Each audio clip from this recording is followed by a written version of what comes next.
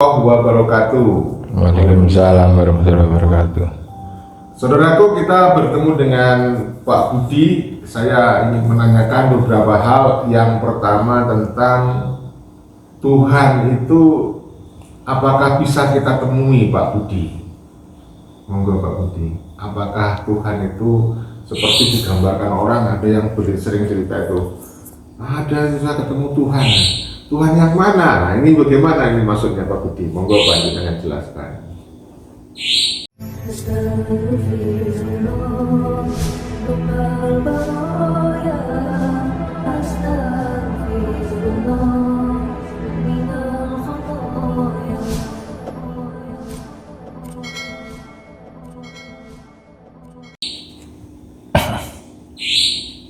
Terima kasih. Assalamualaikum warahmatullahi wabarakatuh. Waalaikumsalam warahmatullahi wabarakatuh. Pertanyaan gampang tapi sulit menjawab nih.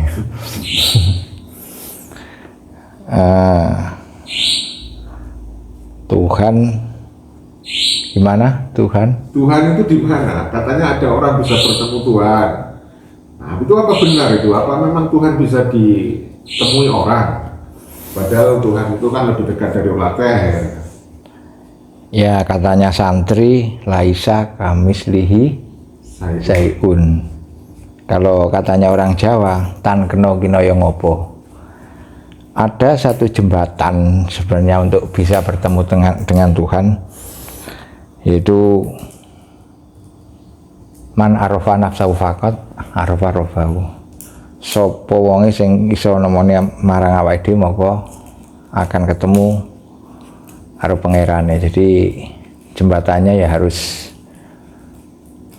menemui dirinya.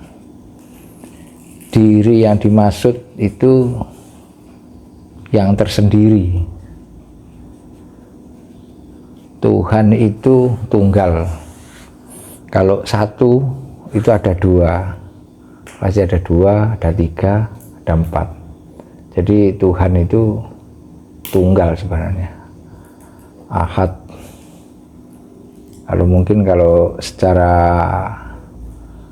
agama Islam itu disebut dengan Allah. Banyak sebenarnya Tuhan itu.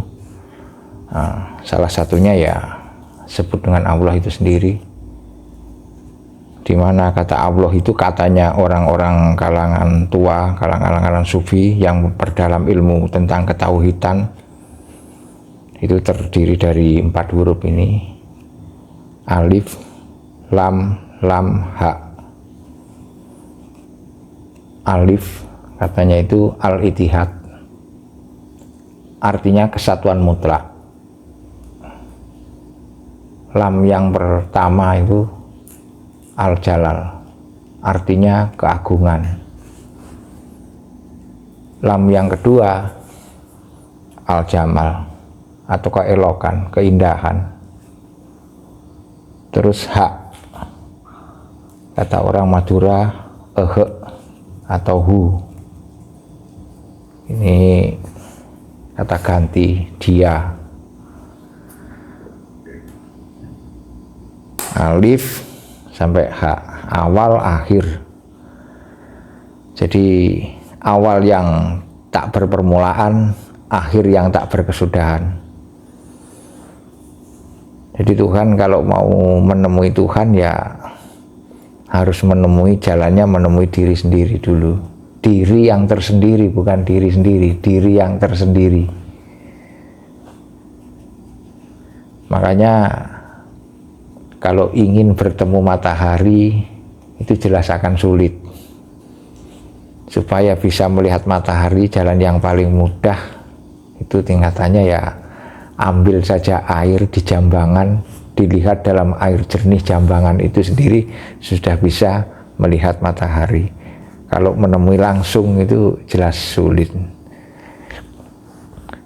Artinya tidak akan bisa, karena benda apapun kalau mendekat matahari dengan panas yang demikian panas itu akan meleleh, tidak akan bisa. Itu adalah jalan yang paling bisa mendekati bertemu dengan Tuhan, ya gambarannya seperti itu. Karena kalau di dalam agama Islam sendiri, Nabi Musa itu ngeyel ingin bertemu, akhirnya di Bukit Tursina ada ditampakkan satu sekecil biji. Itu di Bukit Tursin itu mendarat di sana, itu gunung itu ya meledak. Sedangkan Nabi Musa sendiri jatuh sampai pingsan. Itu adalah satu gambaran. Padahal Nabi Musa itu sendiri seorang nabi dan juga seorang rasul. Dengan gambaran ini makanya Tuhan itu bisa digambarkan kalau menurut orang Jawa tan kena kinaya ngopo atau laisa kamislihi syai'un. Jadi itu mungkin gimana penjelasannya. Iya, terima kasih Pak Budi. Kemudian tadi disebut harus mengenal diri. Nah, ini maksudnya bagaimana? Kalau itu sebagai salah satu jalan.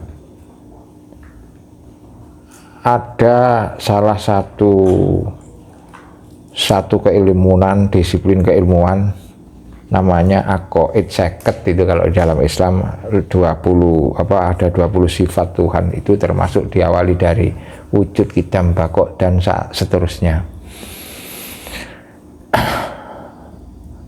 Di dalam kitab-kitab klasik gitu katanya, sapa wonge sing ra ngaweruhi sifat 20 moko arep batal, tetep batal imane wong iku. Jadi sifat 20 ini juga merupakan satu jembatan untuk mengetahui tentang ketuhanan itu sendiri. Di situ ada kata wujud.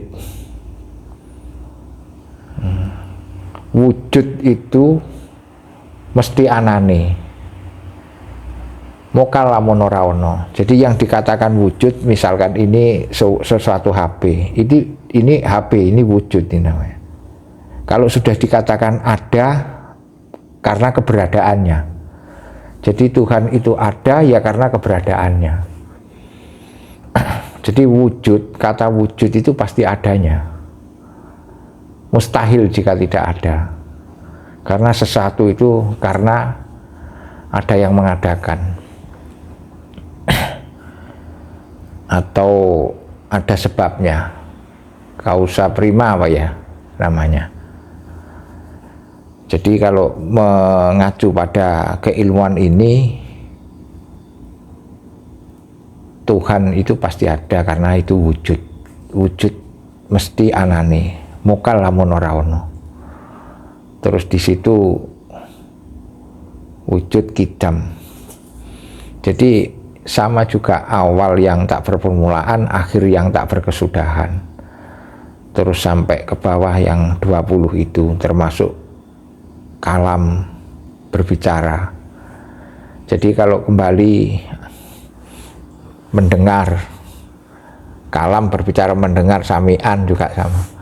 Jadi Tuhan itu juga bisa berbicara. Kalau manusia itu bisa berbicara, Tuhan maha berbicara. Manusia bisa melihat, Tuhan maha melihat. Manusia bisa mendengar, Tuhan itu maha mendengar. Itu menurut kitab-kitab klasik itu manusia itu mustaknir, penerima bayangan Tuhan. Di sini bisa melihat, di sana maha melihat. Di sini bisa mendengar, di sana maha mendengar. Jadi makanya mengetahui yang mendengar, mengetahui yang melihat, itu nanti jembatannya akan mengetahui kepada yang maha melihat dan yang maha mendengar, yang maha berbicara. Jembatannya yaitu man arofa nafsahu faqad arofa rabbahu. Jadi sapa wonge kang mengeruhi marang awake dhewe, maka arep meruhi bisa weruh marang pangerane.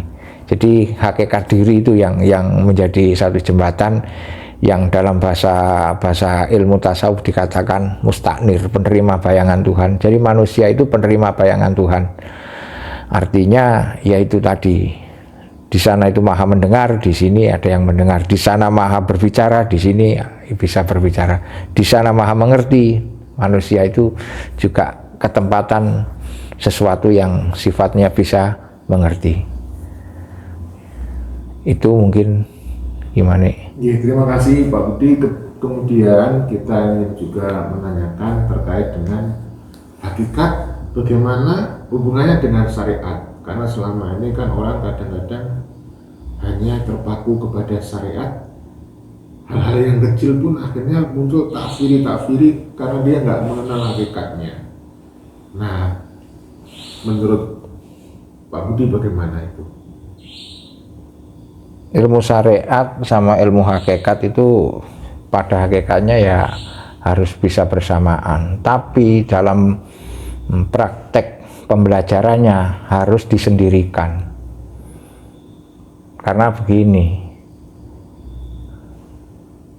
di saat orang berjalan ke utara, apakah mungkin pada saat bersamaan dia berjalan ke selatan?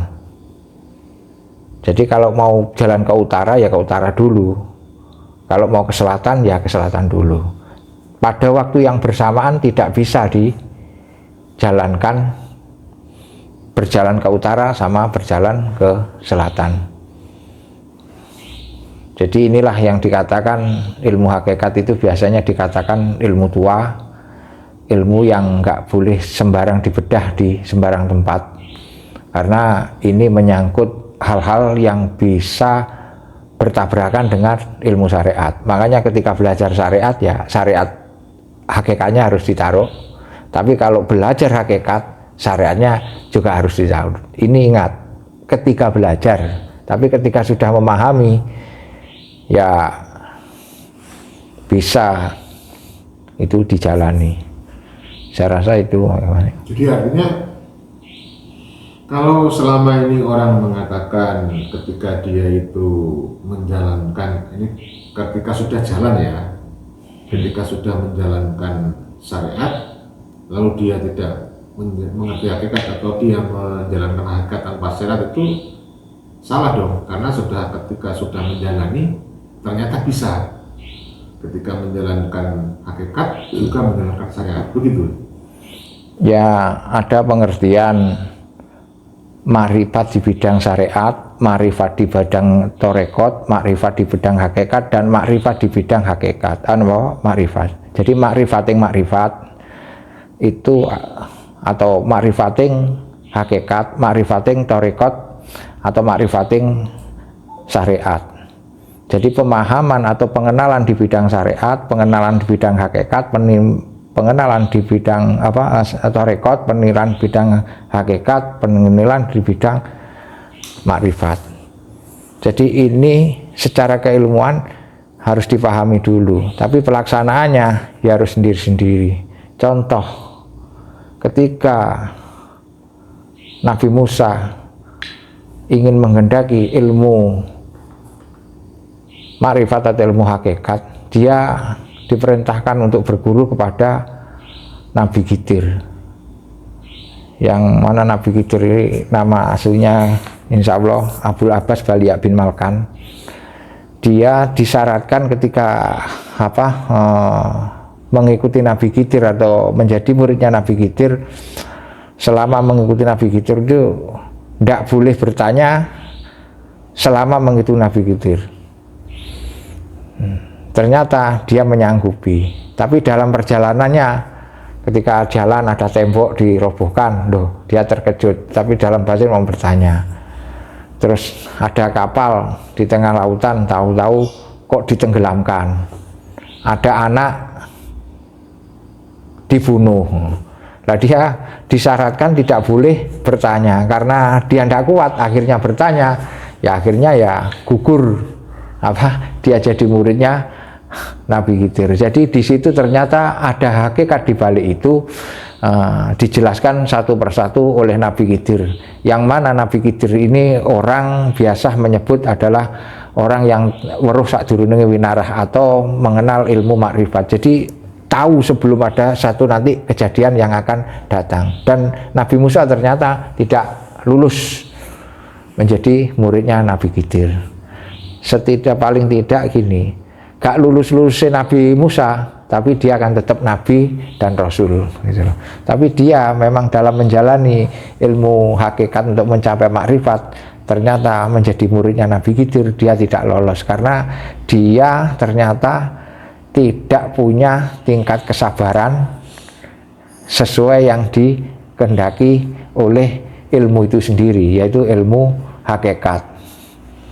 Itu rasa-rasa gimana? Jadi hakikat marifat itu seperti apa? Hakikat itu ya yang sebenar-benarnya kan, artinya hak, yang hak itu kan yang sebenar-benarnya. Kalau marifat itu kan mengenal, dari kata arif. Ya. Terima kasih Pak Budi. Dan terkait masalah zikir nafas, ya, zikir nafas itu menurut panjenengan bisakah menjadi salah satu jalan untuk kita mengenal Tuhan dari zikir nafas itu? Ya itu kan jembatan, jadi itu merupakan satu tarikatullah, satu jalan. Jadi memang jalannya ya memang melalui nafas. Kalau menurut Islam yang berada di Jawa itu memang ada satu tarekat yang mengajarkan bahwa napas itu tali urip. Jadi napas itu memang talinya hidup. Jadi kalau ingin mengenal hakikat hidup atau kehidupan ya melalui napas itu sendiri.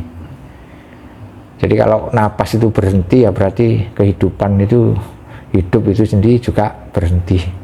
Itu namanya. Terima kasih Pak Budi. Mungkin dari bapak-bapak yang lain ada mau bertanya, silakan. Pak Heri. Nah, kalau tidak ada, terima kasih, kami akhiri. Pak Budi mungkin ada closing statement? Ya, iya nggak ada, itu aja. Saya kan nggak bisa menjelaskan sebelum ada satu pertanyaan mungkin nih. Terima kasih saudara-saudaraku. Kami akhiri. Wassalamualaikum warahmatullahi wabarakatuh. Waalaikumsalam warahmatullahi wabarakatuh.